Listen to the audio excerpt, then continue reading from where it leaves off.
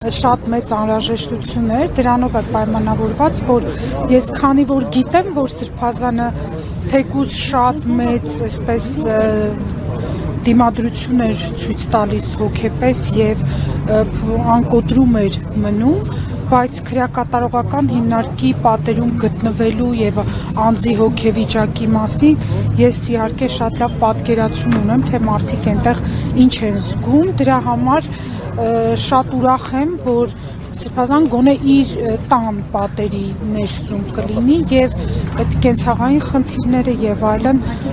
կհոգա եւ լիահույս եմ, որ մեր մյուս միջնորդություններ կբավարարվի եւ Սրբազանին կթույլատրվի պատարագին մասնակցել ամեն կիրակի մինչեւ արդարացում։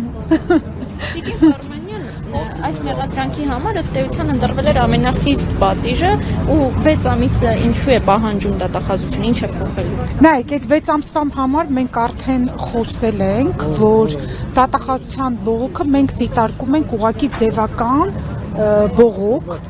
հենց սկզբից էլ դրա մասին արտահայտվել ենք, որ բողոքը շուտ բերվեց եւ այդ 6 ամիսը ավելացնելու պահանջը ներկայացվեց, որպեսզի շուտ իրենք կարողանային կոմունիկացնել եւ վերաքննիչ դատարանում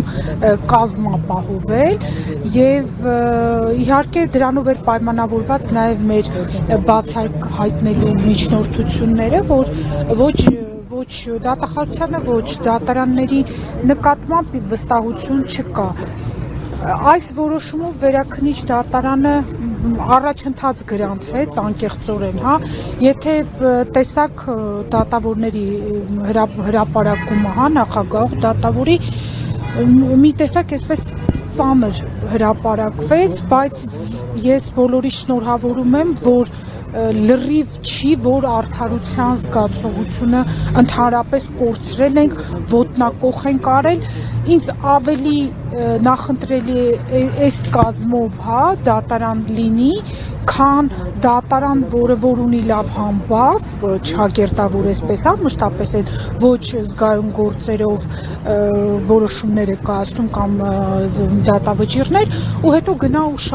շատ խիստ դատավճիռ կայացնի, հակաիրավական ապօրինի դատավճիռ կայացնի։ Այսպես քայլ առ քայլ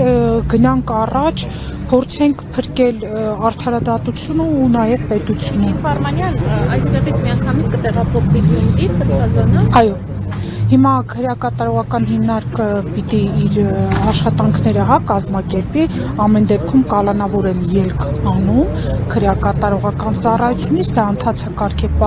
պահանջում, բացի այդ մենք Իզմիլյան բժշկական կենտրոնում հա իր առողջության հետ կապված հետազոտություններ, ընթացիկ հա պրոցեդուրաներ, դրա հետ կապված հարցերը կլուծենք, հետո արդեն անձը կտեղափոխվի, կարգը այդպես է, հա, տեղափոխվում է իր բնակության վայր, որը որ տվյալ որոշումով սահմանվել է, հետո արդեն այդ ոտքի բրասլետ եւ այլն պրոբացիայի ծառայությունը այդ հարցերը կազմակերպվում ամսի 10-ին։